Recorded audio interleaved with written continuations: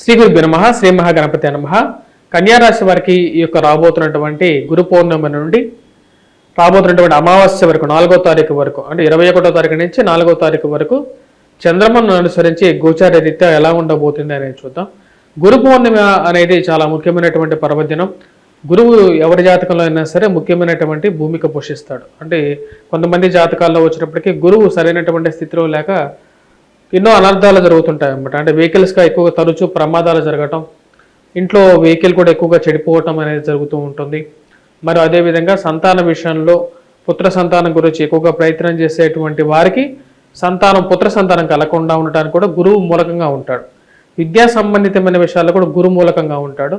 Hotel business రంగాల్లో కూడా గురు మూలకం అనేది ఉంటుంది అన్నమాట. హోటల్లో బిజినెస్ మీరు చేస్తున్నారు, అండ్ రెస్టారెంట్ బిజినెస్ కానీ మీరు చేస్తున్నారు అంటే మీ జాతకంలో సక్సెస్ అయ్యారంటే గురువు మంచి స్థానంలో ఉన్నట్టుగానే చెప్పచ్చు. మరి అదేవిధంగా పుస్తక రంగంలో కానీ ముద్రణ రంగంలో కానీ గురు మూలకం అనేది చాలా ఉంటుంది అన్నమాట. సక్సెస్ అనేది ఫైనాన్షియల్గా కూడా గురుమూలకంగా ఉంటుంది. అదేవిధంగా మాట్లాడే విధానంలో కూడా వాక్కు సిద్ధు అన్నమాట. వాక్కు మాట్లాడే విధానంలో కూడా గురువు చాలా ముఖ్యమైనటువంటి పోషిస్తూ ఉంటాడు. రాబోతున్నటువంటి గురు పౌర్ణమి రోజు కన్యారాశి వారికి స్పెషల్గా చెప్పేది ఏంటంటే కన్యారాశి వారికి గురువు చాలా మంచి స్థానంలో ఉన్నాడు. మంచి స్థానంలోకి రావడం జరిగింది అన్నమాట. ఇప్పుడు కన్యారాశి వారికి షష్టమంలో శని మంచి స్థానంలో వక్రత్వంలో ఉన్నాడు.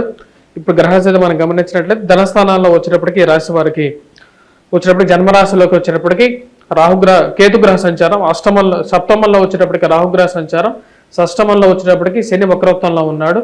అదేవిధంగా రాజ్యస్థానాల్లో వచ్చేటప్పటికి రవి ఉన్నాడు.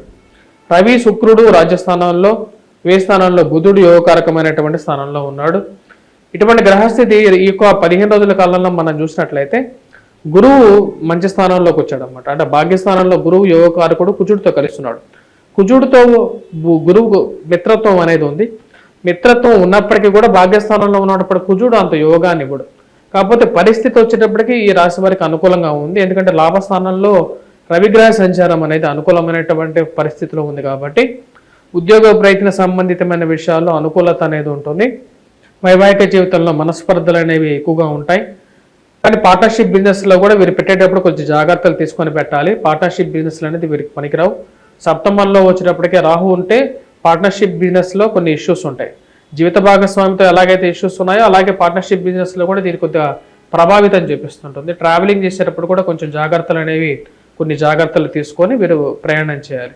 తండ్రి గారితో సయోధ్య అనేది కుదురుతుంది. తండ్రి గారితో పరపత్యాలు అనేవి తగ్గిపోతాయి. అదేవిధంగా సంతాన సంబంధితమైన విషయాల్లో కొంచెం అనుకూలత అనేది ఎక్కువగా పెరుగుతూ ఉంటుంది రాశి వారికి. తండ్రి తరపు ఆస్తి, తండ్రి తరపు బంధువులతో వీరు కలిసి తిరగటం, వారితో ఒక మంచి సయోధ్య అనేది కుదరటం అనేది ఒక మంచి ఇదిగా చెప్పచ్చు. అదేవిధంగా ఉన్నత స్థాయిలో ఉన్నటువంటి స్త్రీ పురుషులతో వీరికి ఒక కలయిక, వారితో ఫ్రెండ్షిప్ అనేది వీరికి బాగా కలిసి వచ్చే విధంగా ఉంటుంది. వారితో సత్సంబంధాలు అనేది ఏర్పడగలిగితే లాభస్థానంలో ఉన్నటువంటి రవి పూర్తి యోగకారకుడు అన్నమాట. రవి కొన్ని స్థలాల్లోనే యోగిస్తూ ఉంటాడు. అటువంటి స్థితి వచ్చేటప్పటికి లాభస్థానంలో ఉన్నటువంటి రవి యొక్క స్థితిగతి ఇది మంచి అనుకూలమైనటువంటి ఫలితాన్ని ఇవ్వగలుగుతుంది ఈ రాశి వారికి.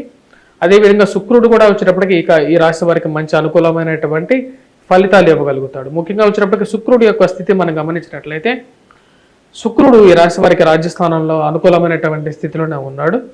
వాటికన్నా రవికు మంచి అనుకూలమైనటువంటి ఫలితాలు ఈ రాశి వారికి పొందగలుగుతారు అన్నమాట. అంటే ఈ రాశి వారికి లాభస్థానంలో రవి శుక్రులు కలయిక, అదేవిధంగా వ్యయ స్థానంలో ఉన్నటువంటి బుధుడు, ఈ 3 గ్రహాలు యోగకారకంగా ఉన్నాయి. అదేవిధంగా గురువు కూడా యోగకారకమైనటువంటి స్థితిలో ఉన్నాడు. విద్యా సంబంధితమైన విషయాల్లో ఎక్కువగా అనుకూలమైనటువంటి ఫలితాలు ఈ రాశి వారు పొందగలుగుతారు. పోటీ పరీక్షలు రాస్తున్నటువంటి ఎవరైతే స్త్రీలు కానీ పురుషులు కానీ వారికి ఈ యొక్క 15 రోజుల్లో ఎవరికైనా ఎగ్జామ్స్ రాస్తున్నట్లయితే వాళ్ళ సక్సెస్ రేట్ అనేది ఎక్కువగా ఉంటుంది అన్నమాట. లక్ ఫ్యాక్టర్ కూడా ఇప్పుడు బాగా కలిసి వచ్చే విధంగా ఉంది. భాగ్యస్థానంలో ఉన్నటువంటి గురువు వచ్చేటప్పటికి గురువు యొక్క త్రిపాది దృష్టి వచ్చేటప్పటికి శుభాన్ని ఇస్తుంది. అదేవిధంగా శని యొక్క త్రిపాది దృష్టి వ్యతిరేకమైనటువంటి ఫలితాలు కూడా ఇస్తుంది. ఈ రాశి వారికి వచ్చేటప్పటికి నూతన గృహ కొనుగోలు, వాహన కొనుగోలు సంబంధితమైన విషయాల్లో కూడా గురువు యొక్క శుభ దృష్టి అనేది యోగిస్తున్నది. భాగ్యస్థానంలో ఉన్నటువంటి గురువు పంచమాన్ని చూస్తాడు. అదేవిధంగా జన్మరాశిని చూస్తాడు అన్నమాట. జన్మరాశి చూసినప్పుడు ఆరోగ్యంలో సెల్ఫ్ కాన్ఫిడెన్స్ లెవెల్స్ అనేవి ఎక్కువగా ఉంటాయి. అదేవిధంగా తను చూసే ఇంకో దృష్టి వచ్చేటప్పటికి భాగ్య దృష్టి ఉంటుంది. భాగ్య దృష్టితో చూసినప్పుడు వచ్చేటప్పటికి వాహన కొనుగోలులో అనుకూలమైనటువంటి ఫలితాలు కూడా మళ్ళీ రికవరీ చేసుకోగలుగుతారు. కానీ ఈ రాశి వారికి వచ్చినప్పటికీ సప్తమంలో ఉన్నటువంటి రాహువు జన్మరాశిలో ఉన్నటువంటి కేతు కొంచెం ప్రతిబంధకమైనటువంటి రిజల్ట్స్ ఇస్తారు. అది ఇందాక చెప్పినట్టుగా నేను వైవాహిక జీవితంలో కొన్ని కష్ట నష్టాలను కూడా ఇస్తారు. మరి అదేవిధంగా బిజినెస్ పరంగా స్పెక్యులేషన్స్ రొటేషన్స్ అనేవి బాగా అనుకూలమైనటువంటి స్థితిలోనే ఉండగలుగుతాయి. కొత్త ఆపర్చునిటీస్ అనేది పొందగలుగుతారు. కొత్త అవకాశాలు పొందడం, వాటిలో ఇన్వెస్ట్మెంట్స్ పరంగా కూడా ముందుకు రావడం అనేది ఒక మంచి శుభపరిణామంగా కూడా చెప్పచ్చు. ఈ రాశి వారికి బంగారం వ్యాపారం చేయాలి అనుకునే వారికి కూడా బాగా అనుకూలంగా ఉంటుంది. పుస్తక ముద్రణ రంగంలో ఉన్నటువంటి వారు, ట్రాన్స్ఫర్స్ రిలేటెడ్ ఇష్యూస్ చేస్తున్నటువంటి వారు, విదేశీయాన ప్రయత్నాలు చేస్తున్నటువంటి వారికి కూడా కొంచెం అనుకూలమైనటువంటి ఫలితాలు ఎక్కువగా ఉంటాయి రాశి వారికి. కానీ ఇన్వెస్ట్మెంట్స్ పరంగా ఈ రాశి వారికి వచ్చేటప్పటికి కొంచెం జాగ్రత్తలు తీసుకొని ముందుకు వెళ్ళాలి. భాగ్యస్థానంలో గురువుతో పాటు కుజుడు ఉండటం వల్ల అప్పుడప్పుడు లక్ ఫ్యాక్టర్లో రివర్స్ కూడా అవుతూ ఉంటుంది. అనుకున్నంత స్థాయిలో రాణిస్తూ సడన్గా ఒక్కొక్కసారి బ్యాడ్ లక్. ఎందుకంటే భాగ్యస్థానంలో గురువు ఉన్నప్పుడు, గురువుతో పాటు కుజుడు ఉన్నప్పుడు ఏంటంటే భాగ్యం అంటే ఏంటి, భాగ్యం అంటేనే లక్ ఫ్యాక్టర్ అనేది ఒకసారి రివర్స్ అవుతుంటుంది అనమాట. అది ఎన్నో రోజులు ఉండదు. తర్వాత కుజగ్రహ సంచారం అనేది రాబోతున్నటువంటి నెలలో అంటే ఆగస్టులో మార్పు అనేది ఉంటుంది. కాబట్టి ఆ టైంకి వీళ్ళకి మార్పు అనేది వీళ్ళకి పాజిటివిటీ అనేది కూడా ఇస్తుంది. అంటే రాబోతున్నటువంటి సెప్టెంబర్ తర్వాత వీరికి బాగా అనుకూలమైనటువంటి ఫలితాలు ఎక్కువగా కూడా పొందడం జరుగుతుంది. ఈ రాశి వారికి వచ్చేటప్పటికి వివాహ ప్రయత్న సంబంధితమైన విషయాల్లో సానుకూలపడతాయి. రెండో వారంలో ఎక్కువగా అవకాశాలు అనేవి గోచరిస్తూ ఉన్నాయి. ప్రేమ సంబంధితమైన వ్యవహారాలలో కొద్ది జాగ్రత్తలు అనేవి తీసుకోవాలి. ఎదుటి వారి మాయ మాటలను నమ్మి మోసపోవడానికి కూడా ఎక్కువగా అవకాశం అనేది గోచరిస్తున్నది. దొంగ స్వామీజీలను ఎక్కువగా నమ్మవాకండి. మోసపూరితమైనటువంటి మాటలకి దూరంగా ఉండటానికి ఎక్కువగా ప్రయత్నం చేయండి. మీరు చేసుకోవాల్సినటువంటి పరిహారాల్లో ముఖ్యంగా రాహుగ్రహ ప్రభావం వల్ల ఈ రాశి వారు వచ్చేటప్పటికి దుర్గాదేవిని ఎక్కువగా పూజించినట్లయితే సానుకూలమైనటువంటి ఫలితాలు ఎక్కువగా పొందగలుగుతారు. జన్మరాశిలో కేతుగ్రహ సంచారం ఉంది కాబట్టి రాశి వారికి వినాయకుడిని ఎక్కువగా పూజించినట్లయితే సరిపోతుంది. మరియు అదేవిధంగా ఈ రాశి వారు మిగతా గ్రహాల గురించి మనం మాట్లాడినట్లయితే స్థితిగతి రీత్యా ఈ యొక్క టైంలో రాబోతున్నటువంటి ఈ యొక్క 15 రోజుల కాలంలో సుబ్రహ్మణ్యేశ్వర స్వామి ఆరాధన కూడా వీరికి మంచి అనుకూలమైనటువంటి ఫలితాలు ఇస్తుంది. అదేవిధంగా గురుగ్రహ మంత్ర జపం అనేది విద్యార్థులు గురు పౌర్ణమి రోజు ముఖ్యంగా వచ్చినప్పటికీ పూజించాల్సినది ఆది శంకరాచార్యులు గారిని, అదేవిధంగా దత్తాత్రేయుడిని.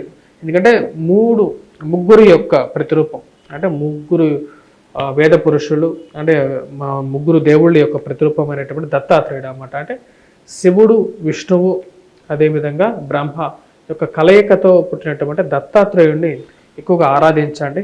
చాలా కష్టాలకి పరిపూర్ణంగా విముక్తి అనేది దత్త పారాయణంలోనే ఉంటుంది అన్నమాట. అంటే కాబట్టి మీరు దత్త చరిత్ర పారాయణం చేయటం అనేది మీకు ఎంతో శోభనిస్తుంది ఈ రాశి వారికి. స్వస్తి.